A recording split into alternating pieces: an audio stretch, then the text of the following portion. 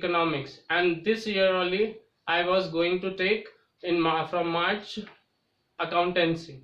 Thank you. That's all, and thanks again for giving me an opportunity. Now I shall start the chapter. I am Hello students. How are you? Hope all are fine there. I am going to start the economics class. The topic is demand. I am starting demand chapter. So tell me students, what is demand? In the present sense, in casual sense, and demand, desire and want, we are not distinguishing itself. Okay, in ordinary sense we are thinking that all are same, but in economic sense, is it same? Do you think it? No. In economic sense, every term has different meaning. Anything to be demand has to be 5 things in that. Means, first of all, what are the things which we include, then it makes a perfect demand. What is demand? Then demand includes 5 things. Basically, first thing is desire. Second thing, ability to pay. Third, willingness to pay. Fourth, at a given price at a certain point of time. Now tell me, if a beggar, suppose I am giving you an example, if a beggar is there and he wants to go by aeroplane, what do you think? He can go? He can call this as a demand? No. Why so? Why we cannot call this a demand which is demanded by a beggar in ordinary sense? If we say this is not a demand for a beggar, because see what happens, as I told you before, demand includes 5 things. Beggar is willing to go, okay, but tell me, has he the ability to pay the price? Can he pay the price for the fare or any other commodity which he wants to buy? No. Is it clear? That is why this beggar's demand is not a demand, because it is not including all the 5 essential things of demand. Okay, suppose now if I am demanding, I want to purchase an Audi car. Now my desire is there. Yes, if desire is not there, this is the first thing which we desire. If you will not desire, other things are in waste. First of all, the desire. What is desire? Desire means to have anything, to wish, mere wish to have a commodity. To mere wish to have a commodity. If we will not wish, then we cannot go further. We cannot go. If we will think something, then only we will think of buying, or we will think of whether we are having money or not. That all thing. Okay. Suppose again I am giving you one example. I want to purchase an Audi car. I have the wish, that is desire. Now I am also willing to pay. I am also willing to pay. But the price of the Audi car, I can't afford it. Is it clear? I can't afford the price of Audi car. Now again tell me whether it is demand, whether I am telling that I want to purchase an Audi car. Is this a demand? No. This is again not a demand. So basically, what is demand then?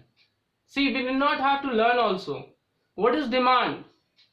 Demand, what we say demand? Demand means the quantity of a commodity. What? The quantity, any quantity we are purchasing now. Demand means the quantity of a commodity or services that what we are buying, we are willing to buy. Okay, that a consumer is willing to buy at a given place, at a given point of time, at definite price. Is it clear? Again I am repeating, what is demand? Demand means quantity of a commodity that consumer is willing to buy and has also the ability to pay that price at a given price at certain point of time. This is termed as demand. Again I am giving you one example. Tell me, if I am telling I am purchasing 3 liters of milk every day. Okay, 3 liters of milk every day. Is this a demand?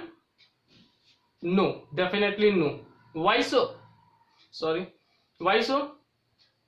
This is not termed as a demand because I told you before also we have to include the 5 essential things of demand. Then only any demand is termed as demand. Now again I am giving you an example. I am purchasing 3 liters of milk per day at the rate of rupees 22.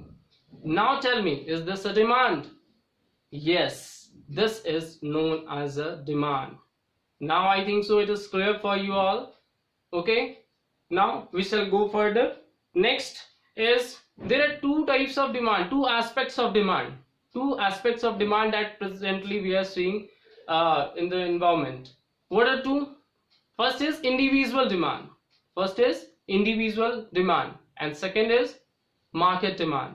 Now what is individual demand? Individual demand, as I told you, as the name is telling, individual. No need to learn anything. Just focus on the word individual. Individual means particular. One means me, you, other person, Ram, Ramesh. Okay? That means what do you mean by individual demand? Individual demand is that demand which is directly demanded by the particular, by the individual at a given price at a certain point of time. Is it clear? I'm giving you an example, then you will understand better. Suppose my name is Himanshu Sharma. I am demanding 5 pen. Okay? At a given price, at a certain point of time, I am purchasing that. This is my individual demand. Suppose Ram also demands something. Ramesh also demands something. So these demands are called individual demand. What is market demand? Now I am giving you example. Then only I will explain you the definition. See, if you will get the concepts, no need to learn the definitions also. I promise you. See, suppose A is there, B is there, C is there. Is it clear? Now A, B, C, 3 consumers are there, and any price of the commodity is let us assume anything. Suppose we are assuming the price of anything. You can assume we are taking the milk, then take milk. Okay, in rupees. Suppose in milk and rupees I am telling, when the price of the milk is 5, 4, 3, 2, 1. Okay, when the price of the milk is 5, 4, 3, 2, 1, then demand by a consumer A will demand 1 liter, 2 liter at this price, 3 liter at this price, 4 liter, and at this price 5 liter. Clear? Now B is demanding at the rupees of 5, he is demanding 2 liter. At the rupees of 4, he is demanding 3 liter. Okay, now see, you can see this 4, this 5 and 6. Now here we can say 3, 4, 5, 6, 7. So now we are defining here market demand. Then what is market demand then? As I told you, market demand is the demand by all the consumers together. In simple language, in layman language we can say, what is market demand then? Market demand is that demand which is demanded by all the consumers in the market, which are demanded by all the consumers in the market at various possible prices. Is it clear? We are seeing here at the rupees of 5, consumer A is purchasing 1 liter of milk, B 2 liter, and C 3 liter of milk. Then what will be our market demand then? I told you before earlier in the definition. What is the market demand? Demanded by all the consumers. Okay, then what it is? 3 plus 2, 5 plus 1, 6. This is our market demand. Is that clear to all? Hope this all are clear to you. Okay, next we go factors or determinants of demand. We will show factors or determinants of demand. What are the factors or determinants? There are several factors. Okay, there are several factors which affects the demand. It can be social, it can be political, it can be any other things which affects the demand. Okay, is it clear? Now what are this determinants? First we will deal with individual determinants. First we will deal with determinants of individual. Now point on this, first is price of the commodity. Price of the commodity. What will be the effect of price of the commodity in terms of individual? What we know?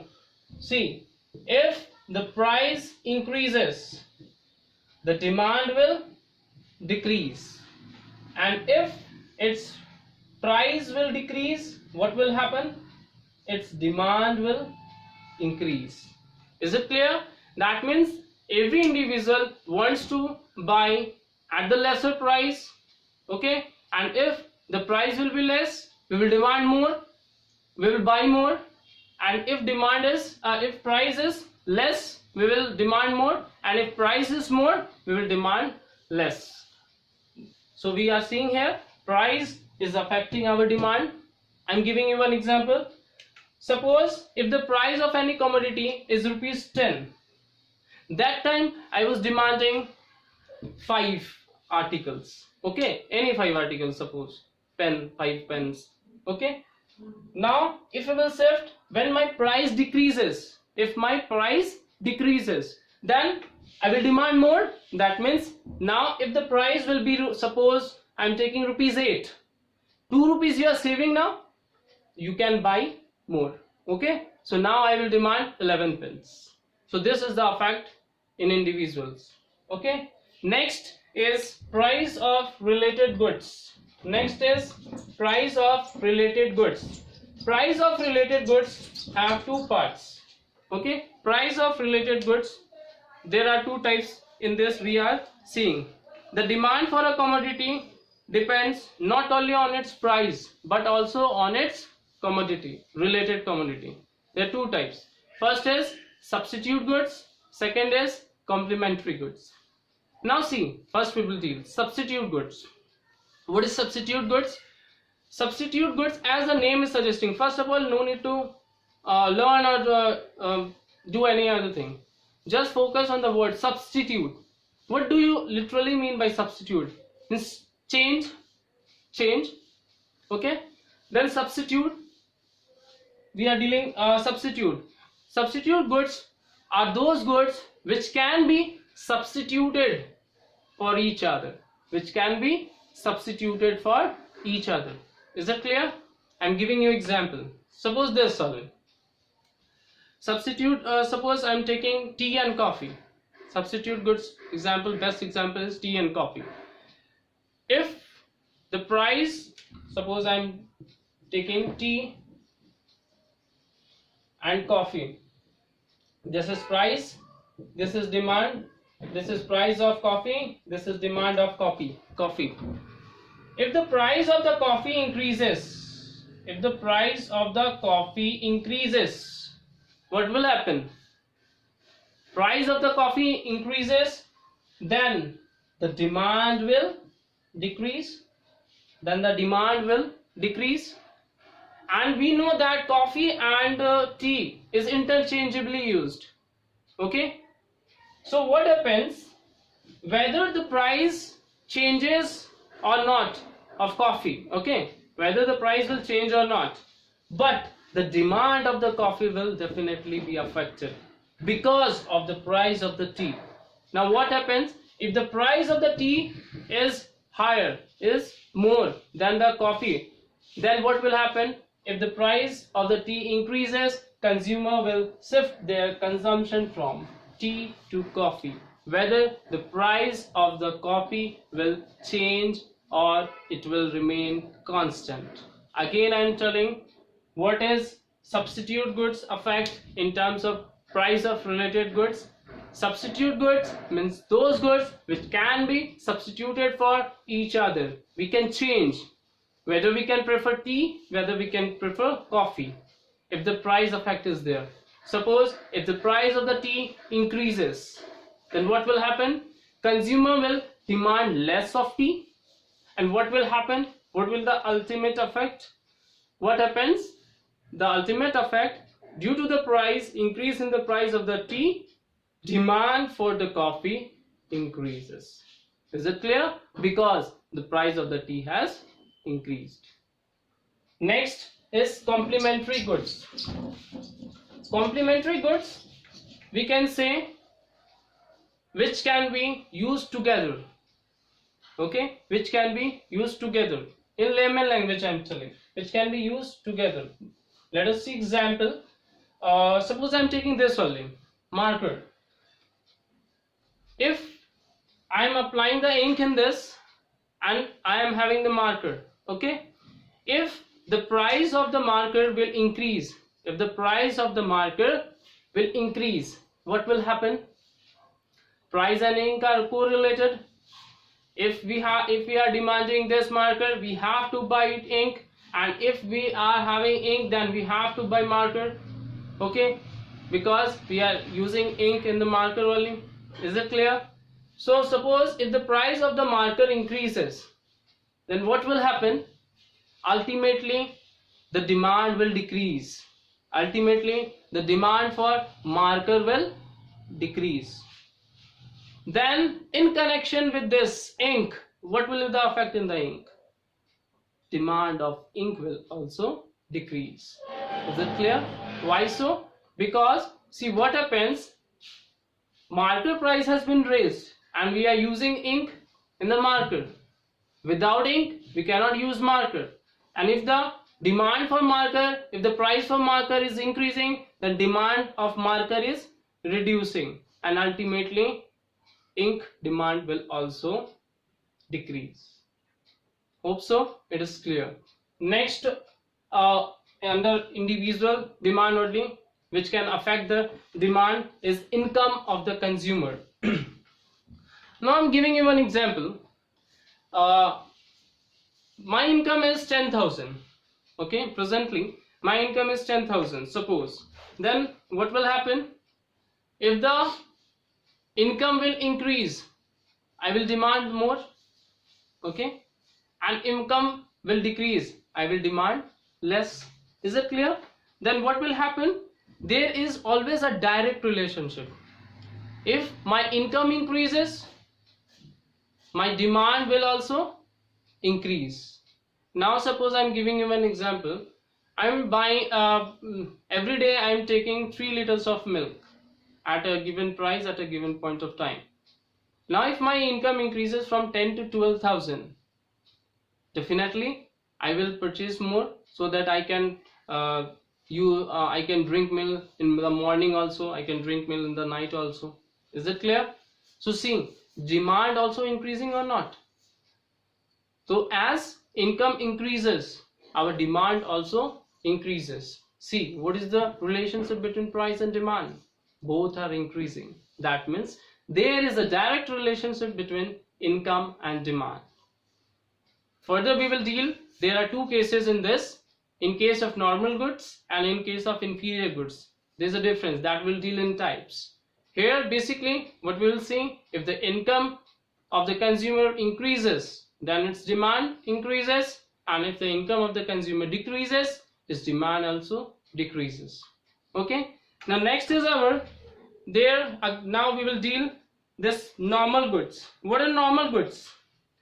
Demand for which increases, demand for which increases as the income of the consumer increases.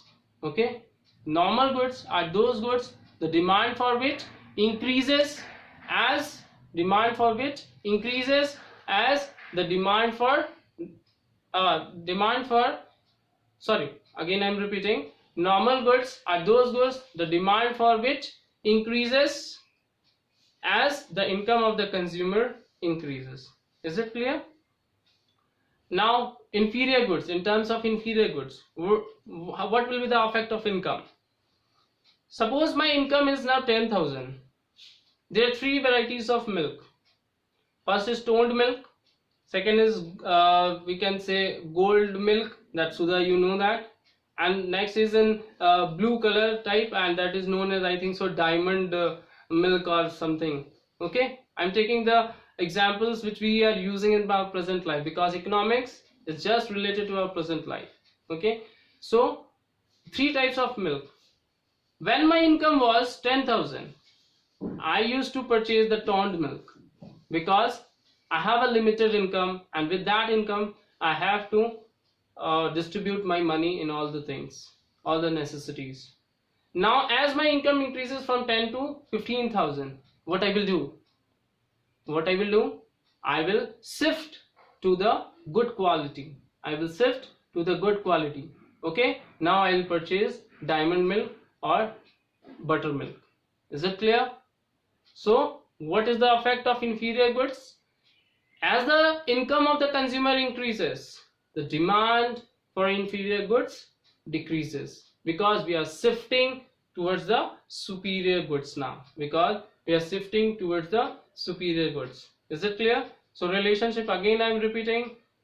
Inferior goods, income increases, demand for inferior goods decreases. Now next we will see, next point is taste and preference of the consumers. How the taste and preference of the consumers also affects. So taste of the consumer increases. See, taste and preference. Suppose the tastier goods, what will happen? If the goods are tastier, then demand for that will increase or decrease? Obviously it will increase. Suppose if you are eating, I'm giving you a literal example, if you are eating this burger from any ordinary shop, will it be tastier that much related as compared to the restaurant burger? No, definitely no, because they will not be using the superior quality of oil or anything. They will not use butter, and the taste will also decrease. Is it clear? So tastier goods, if there is a tastier goods, then demand for that will increase, and if the goods are not that much tastier, the demand will also decrease. Is it clear? See, again individual demands are affecting. My choice is different, your choice is different, different person's choice is different. Is it clear? Now next is our we can say, in as terms of individuals, future expectations, rise in price of future expectations. The best example of our present situation, COVID-19. What are the future expectations? When it was started in March, that time we don't know what is sanitizer. Many of them also don't know what is sanitizer, what they are not using in their daily lives. All of a sudden, when coronavirus came, what happened? All of a sudden, the demand for the sanitizers and all increases. Is it clear? So if we are expecting any price rise in the near future, okay, in the near future, if the commodity price is going to increase, what